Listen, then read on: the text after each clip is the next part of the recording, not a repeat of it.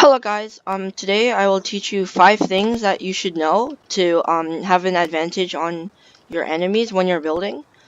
So let's just get straight to it. So the first thing you need to know is how to do 90s. Now there's a few variations, but what I do is I normally just do this one, which is just up and down. And you could do up to 3 90s with without jump fatigue, but once you get to your 4th one, you're gonna have jump fatigue, which means you can't complete it. So why this is important is this is the fastest way to get high ground. Whenever you're in a build fight and there's somebody above you, then you would want to do 90s, but you also don't want to do 90s too long because they can knock it down, and also you're vulnerable when you're doing 90s because you're not paying attention to them. The next thing that you want to do is learn how to ramp rush, which is also very important for pushing teams. This is a basic ramp rush that almost everyone can do, and what this will do is if somebody's looking at you straight ahead, it's gonna provide protection. However, if they're below you, they can shoot you at the ramp.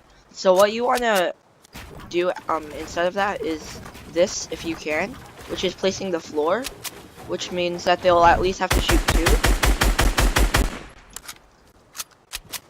This one, they at least have to shoot 3.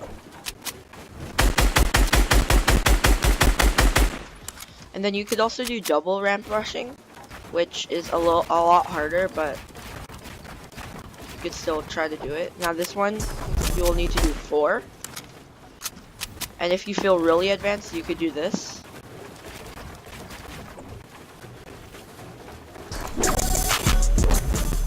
Which requires 6. So that's the basics of ramp rushing. Now you want to do this when there's a team right in front of you. If you only use 1 ramp, then they could easily knock it down. So that's why you want to learn how to ramp rush. Okay, so this is a little bit more advanced, but the next thing you want to learn is how to do 180s. So 180s allow you to double ramp like this, but then turn a 180 degrees and then come back.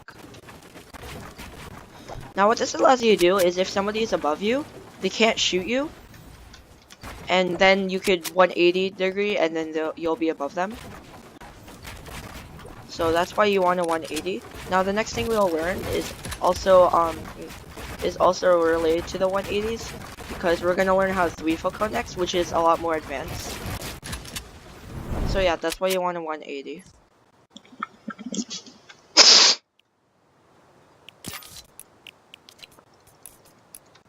Okay, so the next thing we're gonna learn is how to Thwifo Cone.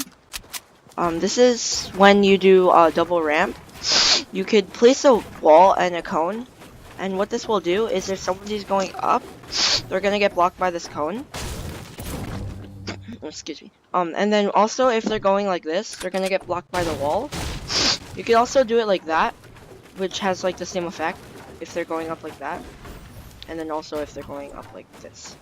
Now you could also do 3, which is really good, because what would happen is if they're trying to get out, they're gonna get blocked this way, and then they're also gonna get blocked this way, and then also if they're trying to go like this, they're gonna get blocked like that. There's a advanced way you could do this, which you could edit it out, and then you could place that, so even this row will get blocked. So one tip is to make sure you see the wall before you place a cone. And what would happen if you don't see the wall first is you're just gonna place a cone like that, and then you're gonna block yourself. So you want to make sure that you could see this wall, and then you want to make sure that you place the cone up high. And sometimes I actually place a cone too low, and then it just blocks me. Make sure you place it high up. And to if you don't like doing that method, this method works kind of better, I feel like. So that's why you would want to do that method. And that's what Thwifo coding basically is. Okay, so this one's a little bit more advanced. But what you're gonna do is also double ramping. What you're gonna do is you're gonna extend it out once, and then you're gonna place a stair, right? And then you're gonna go out to the side. So this catches people off guard, because let's say you're double ramping like this, right? If somebody does that, and then they do that, they're gonna look to the side, but then at the same time you could also place a wall right there, and then you could do 90s, and they're gonna be confused because they're not gonna expect you to be down there, go to the side, and then now you guys are at even level.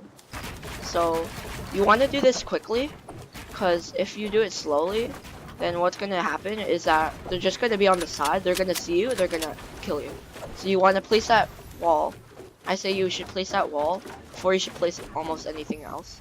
So it should look a little bit like this. And then you could do 90s. And then you're just gonna be on top of them. So that's what I sometimes do. Now it might not be the most effective way to retake high ground, but it will catch them off guard, which is why I like this method. Anything that disturbs the other player, most likely will just give you an advantage straight off, because they don't expect you to do that, and they're gonna not know what to do. But you'll see a good amount of people do this, and if you are one of the people that actually are getting used by this, then what you should do is, if you're on top of them, just block them off first, so they can't place their own floor. And then if you place your own ramp, you could just like that. Thank you guys so much for watching. I finally found the software so I could actually do videos like these. They're really fun to make, and hopefully you guys enjoyed. Bye.